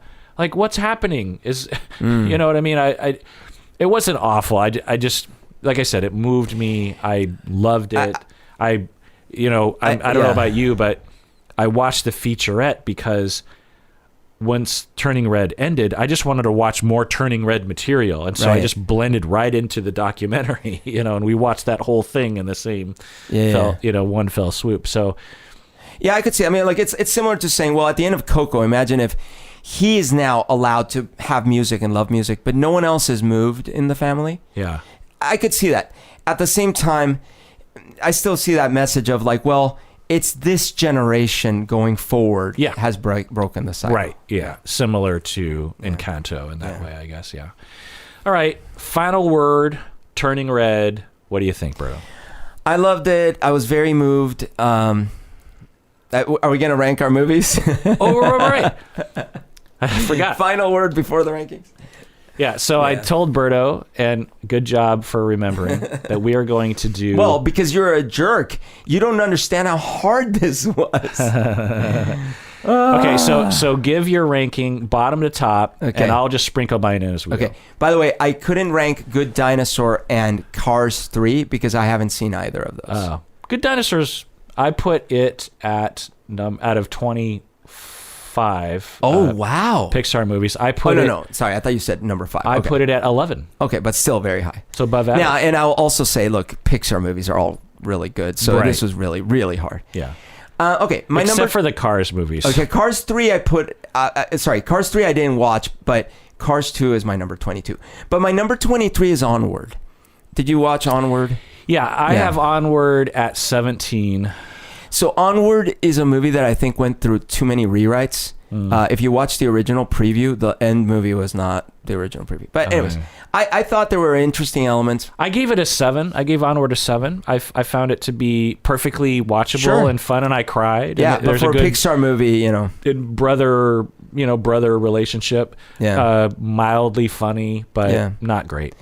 My number 22 is Cars 2. I actually did sort of enjoy it, but it's certainly the weakest, and I would almost say 23. Maybe I would bump Onward up. Yeah. Number 21, I actually love this movie and really enjoyed it, but admittedly is one of the weaker ones, is Monsters University. Yeah, me too. I have it at 21. But I really, especially because I gave it a 6. I really enjoyed it. I gave it a 6. Fun movie. But it was, in terms of Pixar, not great. Number 20, and this one might be controversial. I know some people really love this, but Brave.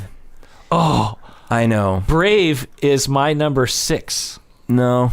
I gave it a 9 out of 10. I love this movie. The kids, the vying families, the nerdy, teenage boys, I find it to just be all hilarious. And the mother-daughter relationship and the mythology and the I'm going to grant you, I am wrong on this one. Like, I'll just admit it. Look, I'm wrong on this one. It's just, for me... No, I think you're more the norm. I don't know. For most people, they put Brave further down. But, maybe. But look, I love there are things about it that I did enjoy. The story overall, it didn't come together for me. Oh, I love the story. I'll watch little clips on YouTube of this movie. It's hilarious. It moves fast. It's exciting. There were some inconsistencies for me. But okay, I could do a whole episode on why I felt that it was inconsistent. Number 19, WALL-E. Now, as I say that... Oh my God. But understand, I loved WALL-E. Yeah. I enjoyed WALL-E tremendously. WALL-E is my number 4. But I'll say, okay, and I don't blame you. I'll say that the second half of WALL-E, although it was very Totally. clever, it does drop a bit. Totally. Yeah. Yeah. But it's still good. Very good. No, I loved WALL-E. When that thing crushes WALL-E. Oh, no, it's so... dude, tears and it's super good. But this is the problem with Pixar. Because now I'm going to start getting into movies that, number 18, Incredibles 2. I loved Incredibles 2. That is my... Where am I? That's my 15. So not super high up. But 18, it's a good movie. I mean, doing sequels is really hard. They managed to do a very interesting sequel. Yeah. Number 17, Up. Yeah, that's 18 for me. Now, listen. The first sequence of Up is one of the best sequences of all time. And the rest of the movie is perfectly serviceable. I gave it a 7 out of 10. Yeah. It's totally watchable. Exactly. Compared to other movies, it's better than most. Right. It's just that ultimately, plot-wise, after the first sequence again, move me to tears, no crazy. Yeah. But the rest of it, it's not the best, but it's great. It's great. It's just for Pixar, Yeah. Number 16, Luca. Yeah. That's my 19. Yeah. Look, I would argue. So can we go on a little Sure. side note about Luca? Absolutely. So in making this list, I realized I hadn't watched Luca. Oh, okay. So I watched it the other night. Yeah. And as I'm watching it, I'm like, this feels like a gay allegory. Yeah. And I thought, no. I mean, Pixar wouldn't do that. They would have to warn parents first. They had to warn parents. And the more I watched it, I'm like, am I reading it? Because this looks like a gay allegory. Right. And then after I watched the movie, I'm like, am I just reading into a kid's movie? Because this is Pixar has like a slider of age appropriate. Luca is for primary school kids, grade school kids, whereas Onward might be for older kids. Anyway, well, I know. But I looked it up, and there's all these articles about how Luca is a gay allegory, or how it might be a gay allegory. Might be, yeah. And I'm like, might be? It's overt, which I really appreciate. I mean, I caught that as well. At the same time, I'll give them credit or not credit, depending which angle you come at it. That you can't quite decide. Especially if you're a kid. You would never suspect, because there's no sexuality involved. Yeah. But there's no way that they made this movie without it being a major part of the conversation as they were creating the story and making the movie. Right. Even if they accidentally landed on that, which I find hard to believe, they must have because when they make these movies, they make it over 5 years period of time. Yeah, the conversation would have come up. It would have come up, and they either chose to stick with it. And I just find it to be one of the most touching. But I still gave it a 6 out of 10 because it's just not very. It's again good movie, but compared to the other Pixar movies, it's not very compelling. It's not very interesting. The ultimate story is small. I gave it a relatively higher ranking than some of the others because it had a lot of elements that I found were in old movies that I used to like as a kid, old movies. Yeah. So, all right, my number 15 is Soul. Yeah, I gave Soul 22. You really didn't like it. I don't know if I was in the wrong headspace. It was mid-pandemic. Yeah. I was a little tired. Yeah. I think I fell asleep during a middle section. Maybe I gave it a 6 out of 10. It's just good. It's interesting. But I thought the characters were interesting, but I felt like that whole mythology of the boat and I felt like it just got into some very, I don't know, absolutely. Okay. So I agree with you. I found it to be difficult to parse and they got a little bit too much into their own metaphors. Yeah. At the same time, the reason I bumped it up is because musically it was very, very interesting. Yeah. The meta story that was happening, I almost wish there would have been a little bit more of it because the struggles from this professor. There were some moments of that angle, of that part of the story that I was like, wow, that's really touching. Yeah. And I gave them credit for tackling such a difficult topic. Yeah. Like the soul, what happens to the soul? But you are right. Like ultimately, this if it was more Inside Out, you know what I mean? Yeah. Because Inside Out, although is a fantastical, weird inner world of the girl, it still had a pretty consistent through line in terms of what the plot was. Yeah. And that is why it wouldn't bubble up for. And I did love, honestly, the best part of Soul that I liked was the real world stuff. Yeah, like exactly. I wanted to see a whole movie of just this guy and that that piano, the woman he's looking up to. She's, oh my God, all I want to do is play piano for her. Yeah. And that whole world and the skin tone and the music and the vibe. But there great. was something. So I agree with you. I found that super interesting. But that was also so compelling and brave and difficult when he just dies. Yeah. In the middle of his dream, maybe he just dies. Yeah. And in such a trivial way. Yeah. He fell in a freaking... Yeah. So that, okay. A little comical. It is, but it's also life, right? Like what happened to Joy? Like you would not believe it. How do you fell into depict death in a Pixar movie? Number 14, Cars. Wow. Cars is my 23. Cars? The original Cars? Yeah. The first Cars movie? Yeah. Oh my God. Tell me about it. It was 2006 when I saw it. I gave it a 5 out of 10 back then. I, from my memory, just thought, this is kind of a kid's movie. So I've seen Cars many times. And I could see how a kid, particularly a boy, would be like, this is the best movie ever. But for how I was 35 when I saw this, I'm like, not for me. I've seen Cars many times because, I liked it at the time, but also my kids liked it. My youngest daughter loved it. She had Cars everything when she was The only little. ride I want to go on to when we go to Disneyland next week is the Cars ride. But here's the deal. I like this movie because I loved Owen Wilson. I thought it was funny. I thought the interactions with him, Paul Newman, were brilliant. And it's a good story. It's Doc Hollywood. It's a tried and true story. Certainly not very creative, but it was that kind of like fish out of the water story that works well, and it was told well. So I liked it. But it's also still only middle of the road for me. Number 13, Bug's Life. 14 Bugs Life. Oh, perfect. Almost. I gave it an 8 out of 10. I like this movie a lot. Yeah. I feel the topic is pretty interesting considering what their challenge was like, we want to tell a fun Old West story, but then play with all what if the scale is so weird for being a bug? I thought it was really cool. It was, I believe, the next movie after Toy Story.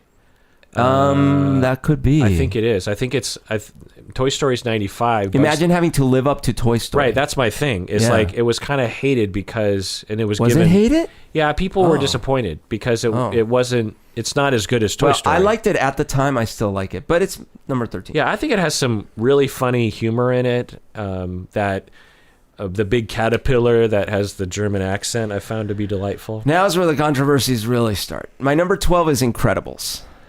Right. My Incredibles is number 5. Yeah. Some people put Incredibles as like number 1 or 2. Yeah. I loved Incredibles. Incredibles was incredible. I loved it. Yeah. I almost can't say good enough things about it. Yeah. However, the story, the second half of the story, I like it. It drops a little for me. I like it. I like the villain. I do like the villain. Yeah. But I mean, it's like I'm talking about like the silver medalist in the Olympics. I'm saying like, his swim was good. The second lap he still won the silver medal. Right. He's still one of the best people in the world. Yeah. Okay. I gave it a 10 out of 10, Incredibles. Yeah, I would have given it probably like an 8.5 or something. And for the time, 2004. Yeah. This is almost 20 years ago before hero movies became so ubiquitous. Certainly, yeah. Okay, but see, my number 11 is Turning Red. It's my number 10. Oh, okay, but you put Incredibles above Turning Red, which is fine. I totally get that. Yeah. Turning Red, I give 8 out of 8. 8 out of 10. Number 10 is Toy Story 2. Number 9, Toy Story 2. Okay. We're starting to sync up here. Number 9 is Toy Story 4. Number 7 is Toy Story 4. Oh, I thought you'd have it a lot higher. Okay, great. Well, then we're still pretty... Yeah, I mean, Toy Story 4, because we've talked about it, I love. Absolutely. But amazing. To me, it's no Incredibles and the other ones I have at the top. Yeah. Number 8, Dory. Finding Dory. I am not a fan of Finding Nemo or Finding Dory. Really? Okay. I mean, Finding Dory, I gave a 6 out of 10. Oh my gosh. Interesting. And found it to be fine. It's perfectly, it's got some, well, maybe I should bump it up a little bit because it does have some good action. And but it's not moving. And maybe I gauge these things by how much I cry, but like Finding Dory it's got a tear-jerky moment at the end. But I don't know. It's a good movie, for sure. I don't know. So what happened to me is I certainly had... This happens with Pixar a lot for me. I didn't want to see the movie. I thought, like, I've seen Nemo. I really liked Nemo. Come on, now you're just milking it. They found a really interesting angle. Like, why does Dory not remember anything? And I love that. And maybe, like my grandma had Alzheimer's. So like the whole thing about forgetting, I was like, oh, that's interesting. And then... The way they took it and her remembering and trying to find and all that was really pretty touching. And I think they really took a risk and did it well. Yeah. When at the very end and she's like just lost. And you're just like, oh my God. She's like, where am I? Wait, what? What's going on? And then, she slowly finds the rocks and she finds her way to her parents. It's like a very moving, and they really let it breathe. You know, they don't rush it. Yeah, and I don't know. The more I think about it, maybe I should bump Finding Dory. I just find, maybe it's more of a political thing. I find people's infatuation with Finding Nemo and Finding Dory kind of annoying on some level, and so I just want to reject it on that level. I could see that. All right, number 7 for me, and this is sacrilege, but it's just, I'll explain. So I put 7 Toy Story. Oh. Now, wait, does that mean Toy Story 3 is higher than Toy Story? Oh, yes. Oh. Yes. Right, I mean, it has a great ending. Now, listen, Toy Story, by all rights, should be top 3. It's the first Pixar movie. It defined the genre, essentially. I still think it is. It has one of the tightest plots of all the Pixar movies. It's amazing. Yeah. And it survives extremely well. Not only the story, the graphics survived. Everything survives. So how many out of 10 are we going at right now? What would I give Toy Story? Yeah. It's a 10. So everything above... It's probably 11's in here. Okay. So the little controversy, number 6 for me is Monsters, Inc. Okay. But here's what happened. So, and maybe this is just That's a little... 13. I'm playing some political games. If I were ranking just Monsters, Inc. versus Toy Story head-to-head, I still edge Toy Story. But the problem is that there's 4 Toy Stories. Yeah. And so I wanted to kind of give a little breathing room. Right. I mean, that's kind of my thing, too. It's like, a spoiler, Toy Story is my number 2. Yeah. And at first I had like 2, 3, and 4 Toy Story. Yeah, exactly. Like really close in the top 5. And I was like, well, let's spread them out a little bit. So I kind of bumped 2, 3, and 4 down a little bit. Monsters, Inc., the reason I love it so much is because, as a kid, I'm sure you can relate, but so many of us, but I had that closet door that was always a little disturbing to me. No, yeah.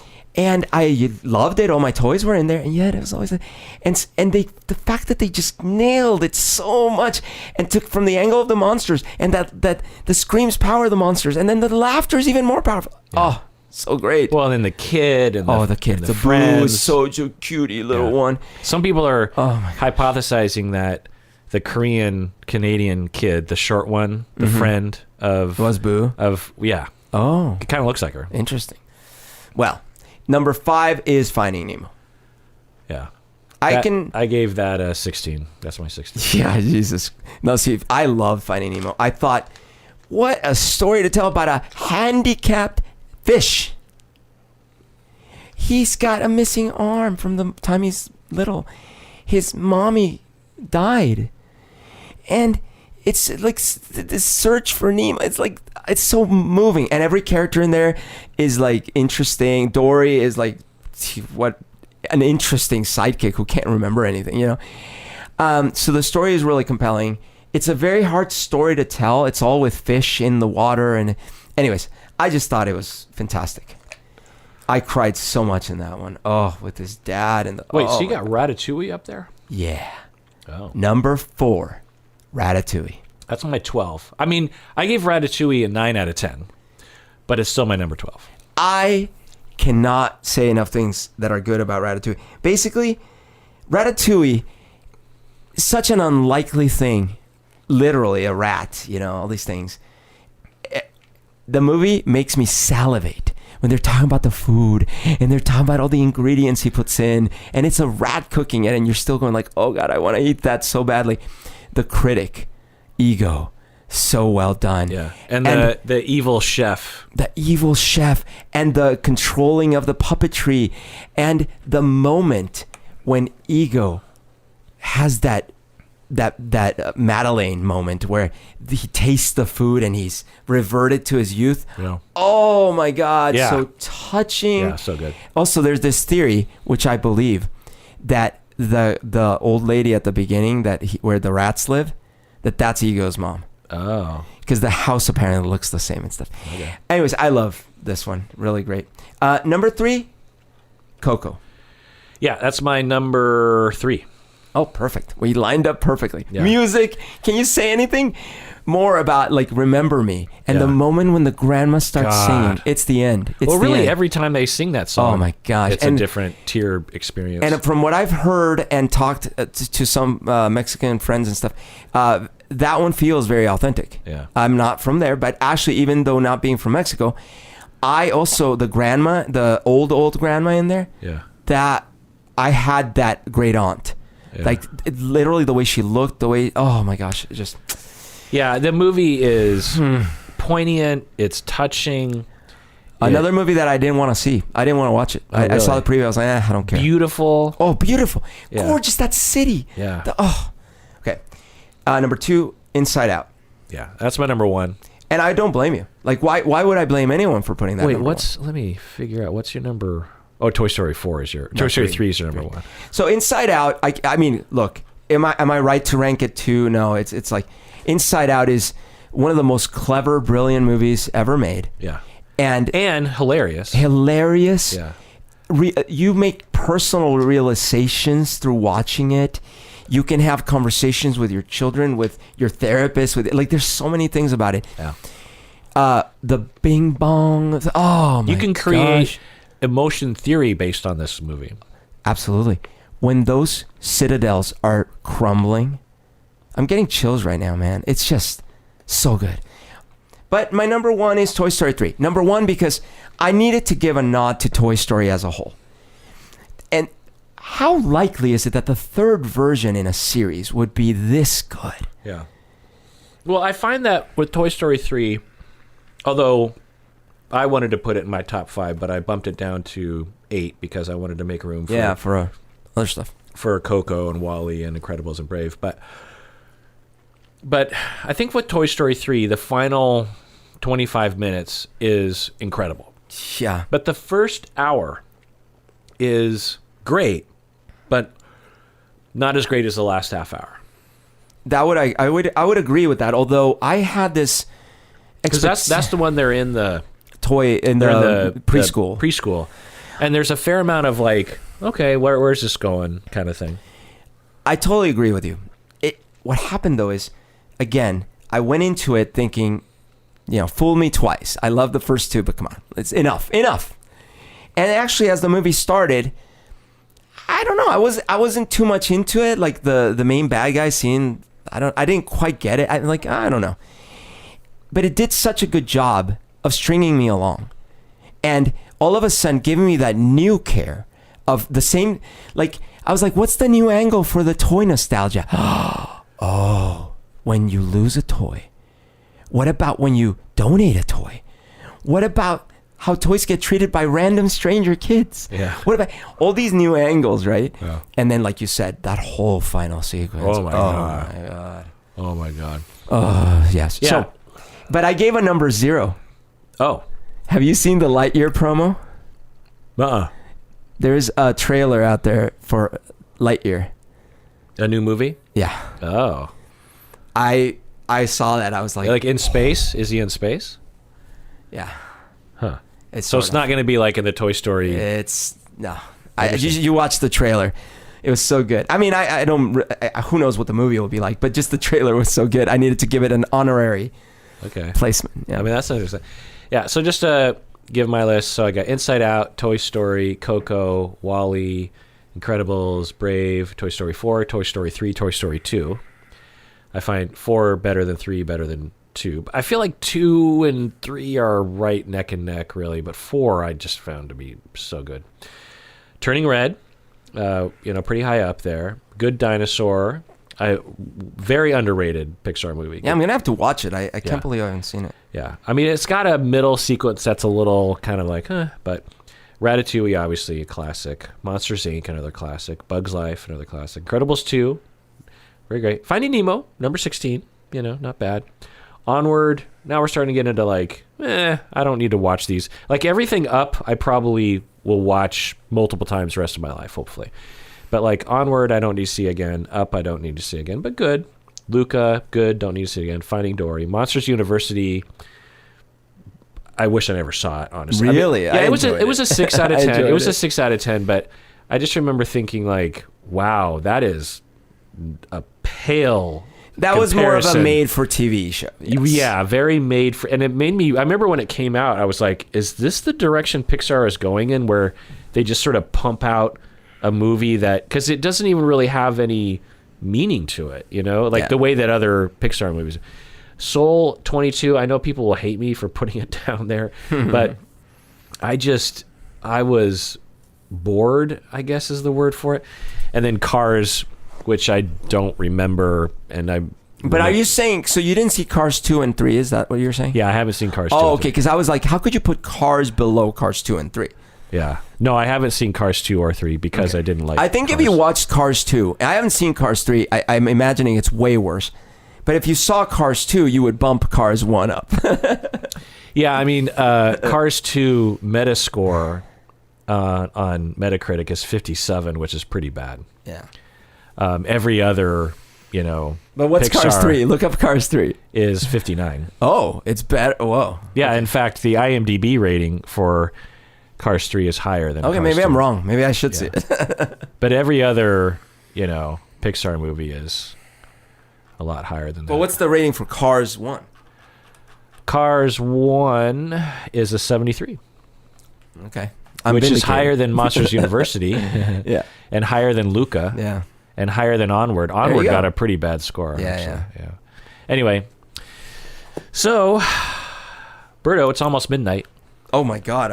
Oh my God! You're right. And you and I are probably tired. Very tired. At the very end, let's read these postcards that I forgot I was going to read. Okay. I won't read the whole thing, but I just want to acknowledge that these people sent in. And if you want to send us physical mail, a postcard or a picture or fan art, I put that on my office door. Psychology in Seattle at P.O. Box 214. Actually, this person has the address wrong. Let me get the address right. Sorry, Berto. Looking for address. P.O. Box. Oh, sorry. So this is the whole address. 1002. That's 3 zeros. 10002. 10002. Aurora Avenue North, Suite 36, number 214, Seattle, Washington, 98133. Jacqueline sent us a postcard that is really great from Minneapolis. Thank you, Jacqueline. Someone sent us a card. Terry sent us a card from Boston that I will read later. Thank you so much for your card. It is so touching that people would take the time to write a card and send it. Yeah. Christina. Oh, does that have dogs on it? It does. Oh, wow. From San Francisco, wrote us, are those all their dogs? Oh, are those their dogs, not just random dogs? I don't think so. But anyway, so thank you for your card. I will read that privately later. I'm sure you didn't want me to read it on air, but thank you so much. Yeah. So if you ever want to send us anything, and like I said, I've been putting fan art. I've seen some of them, and some of them are amazing. On my office door. You haven't seen all of it. I've seen them on Facebook, I mean. Yeah, but you should see the full, because you're up there on some of them. But anyway. Okay. All right, everyone out there, get some sleep and take care of yourself because You deserve it.